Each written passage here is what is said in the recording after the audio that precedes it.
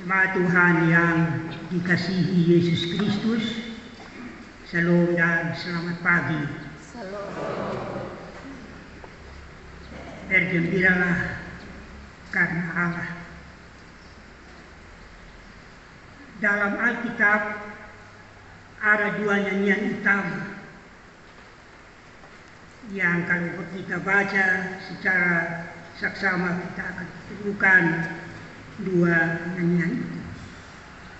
Nyanyian itu adalah yang pertama nyanyian ratapan dan yang kedua adalah nyanyian pujian atau nyanyian gembira. Kedua nyanyian tersebut dinyanyikan dalam peristiwa-peristiwa tertentu yang terjadi sesuai dengan keadaan yang dihadapi, baik dalam suasana suka maupun dalam suasana susah. Dan kedua nyanyian utama di atas ada juga nyanyian-nyanyian lain yang merupakan pengembangan dari kedua nyanyian tersebut di atas, yang juga dinyanyikan sesuai dengan suasananya. Kedua nyanyian utama di atas juga diceritakan baik dalam Perjanjian Lama maupun dalam Perjanjian Baru. Dalam Perjanjian Lama paling sedikit ada dua nyanyian ratapan yang terkenal. Antara lain, pertama, nyanyian ratapan Daud atas tewasnya Saul dan Yonatan, sebagaimana dikisahkan dalam 2 Samuel pasal 1 ayat 19 sampai ayat yang ke-27. Saul dan ketiga anaknya, Yonatan, Abinadab, dan Melkisua tewas dalam pertempuran melawan orang Filistin di pegunungan Gilboa. Ketiga anak Saul tewas oleh senjata musuh, dalam hal ini orang Filistin, sedangkan Saul tewas dengan bunuh diri dengan cara menjatuhkan dirinya sendiri di atas pedangnya. Nyanyian ratapan yang kedua adalah ratapan Yeremia dan bangsa Israel atas hancurnya kota Yerusalem dan keadaan Nabi Yeremia sendiri serta umat Israel di negeri pembuangan, dalam hal ini Babel, yang dilakukan oleh Raja Nebukadnezar dan para tentaranya. Ratapan ini dapat kita baca dalam keseluruhan kitab ratapan, atau dalam terjemahan lama disebut Nuduk Yeremia. Selain dua nyanyian ratapan tersebut, di atas ada juga sejumlah nyanyian sukacita atau nyanyian gembira yang juga tertulis dalam Alkitab. Antara lain, nyanyian pujian Musa dan bangsa Israel setelah dengan selamat oleh tuntunan Tuhan menyeberangi Laut Teberau, atau yang biasa kita sebut Laut Kolsum. Saat itu tentara Mesir mengejar mereka, tapi tidak berhasil karena semua tentara Mesir tenggelam dalam laut tersebut. Musa dan bangsa Israel menyanyikan pujian bagi Tuhan atas keselamatan itu. Nyanyian tersebut dapat kita baca dalam Keluaran 15 ayat 1 sampai ayat 18. Nyanyian yang kedua adalah nyanyian pujian Deborah. Setelah bersama-sama dengan Barak mengalahkan panglima perang Yabes, raja Kanaan yang bernama Sisera. Nyanyian pujian ini dapat kita baca dalam Hakim-Hakim 5 ayat 1 sampai 31. Nyanyian pujian yang ketiga adalah nyanyian syukur panen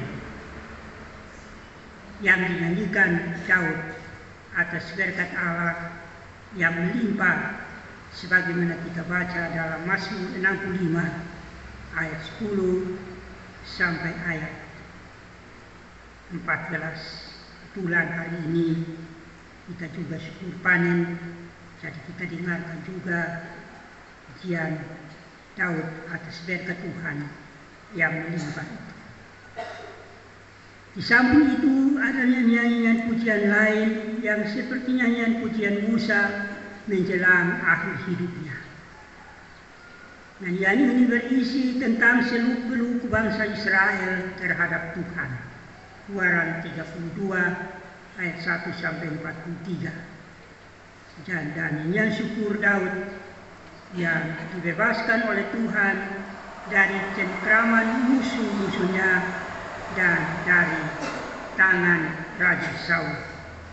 Mazmur pasal 18. Dan yang lain lagi yang kita baca dan kita ketahui di dalam Alkitab. Dan inilah kira-kira nyanyian-nyanyian baik, nyanyian ratapan maupun nyanyian pujian atau nyanyian gembira yang terdapat di dalam Perjanjian Lama.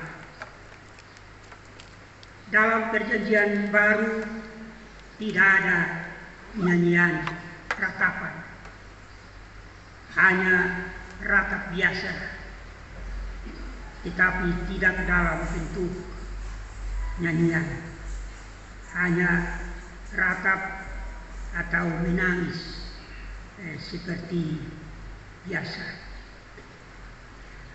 Kita temukan itu ketika Maria dan Marta menangisi saudara mereka Lazarus yang telah meninggal dalam Yohanes pasal 11. Yang berikut juga kita dengarkan janda di kota Nain yang menangisi anak laki-lakinya yang satu-satunya yang telah meninggal. Itu dalam Lukas 7 ayat 11 sampai 17. Dan yang berikut adalah sahabat-sahabat Dorcas atau Tabita yang menangisi Dorcas saat ia meninggal. Dan itu kita baca dalam Kisah Rasul-Rasul pasal 9 ayat 36 sampai 43. Tangisan-tangisan tersebut di atas merupakan nyanyian duka cita, tetapi kemudian dirubah menjadi suasana sukacita karena Lazarus dan pemuda di Nain dibangkitkan oleh Yesus dari kematian, sedangkan Dorcas dibangkitkan oleh Petrus. Selain dari ketiga nyanyian biasa di atas, tidak ada lagi yang lain. Kalau ada, hanya merupakan ayat-ayat Alkitab saja. Yang kita temui dalam Perjanjian Baru adalah nyanyian-nyanyian pujian atau nyanyian sukacita, nyanyian gembira. Nyanyian-nyanyian pujian tersebut, yang pertama, nyanyian pujian Maria yang merupakan bacaan kita hari ini. Lukas 1 ayat 46 sampai ayat 55, sedangkan ayat yang ke-56 itu bercerita tentang berapa lama Maria tinggal bersama dengan Elizabeth. Nyanyian yang kedua adalah nyanyian pujian Zakaria Itu juga ketemukan dalam Lukas 1 ayat 68 sampai 79. Dan nyanyian ketiga pujian ketiga yang tidak kalah penting adalah ketika Paulus dan Silas menyanyikan puji-pujian dari dalam penjara di Filipi, yang saat itu terjadi gempa bumi dan semua pintu dan jendela rumah penjara telah terbuka. Cerita itu panjang dan kita bisa baca dalam Kisah pasal 16 ayat 25 yang cerita tentang puji-pujian itu. Tapi cerita tentang penjara di Filipi itu panjang.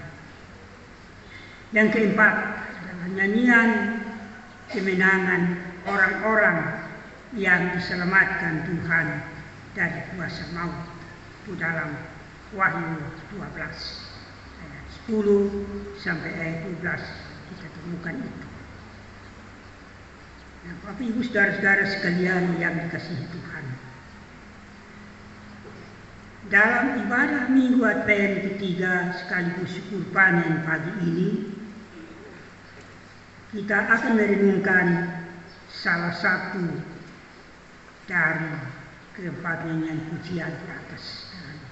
Nyanyian pujian yang kita renungkan adalah nyanyian pujian Maria, bacaan kita pagi ini. Apa yang menjadi alasan Maria untuk menyanyikan pujian bagi Tuhan? Tentu ada alasan-alasan yang ada. Dan beberapa di antaranya adalah Maria mendapatkan kabar dari utusan Allah, yaitu malaikat Gabriel yang memberitakan kepadanya tentang kelahiran Yesus, Juru Selamat dunia. Dan dia adalah yang akan melahirkan Yesus. Sesungguhnya engkau akan mengandung dan akan melahirkan seorang anak laki-laki, dan hendaklah engkau menamai dia Yesus. Bacaan kita pada ayat yang ke-31.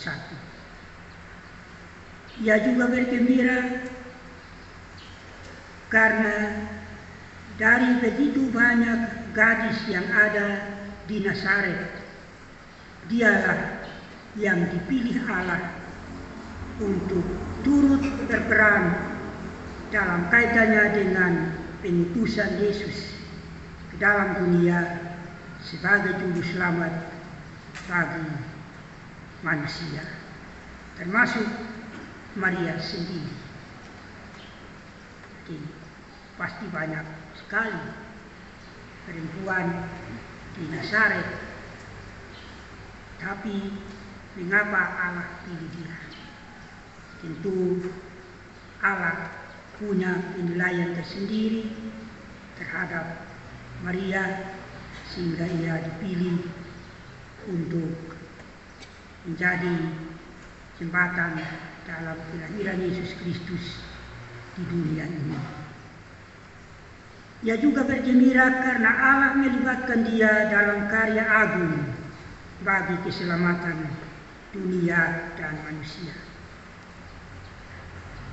Meskipun ia hanya seorang gadis biasa yang berasal dari kota kecil Nazaret, namun ia mendapat kemuliaan Allah. Jadi bagi Maria ini merupakan suatu kebanggaan karena ia mendapat bagian dalam rencana agung Allah untuk keselamatan dunia dalam diri Yesus Kristus. Yang kedua, ia bergembira karena ketika ia mengunjungi sanaknya Elizabeth, ia mendapatkan sebuah kesejukan dari Elizabeth sendiri mengenai dirinya.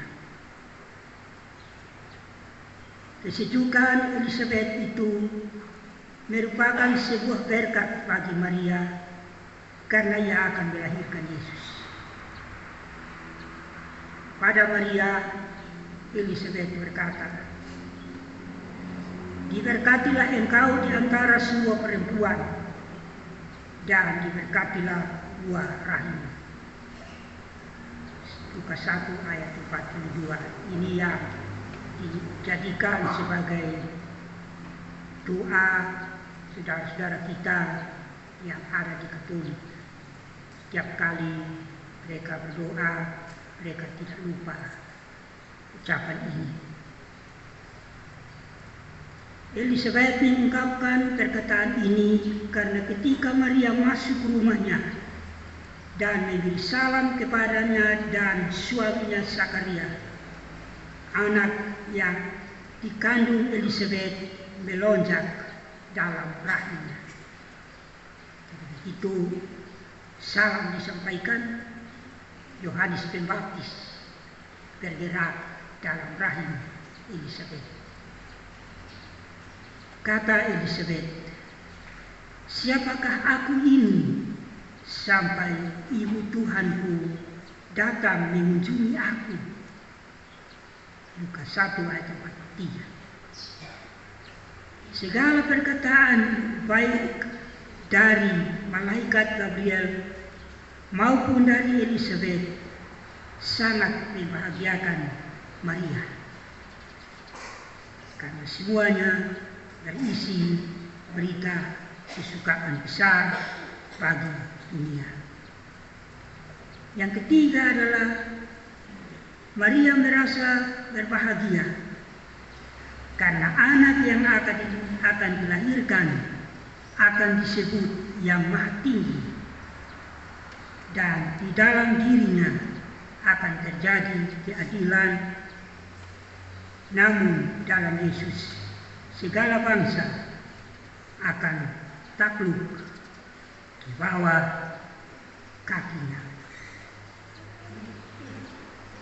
Dan masih banyak lagi yang membuat Maria bergembira, bersukacita, dan mengucapkan nyanyian pujian.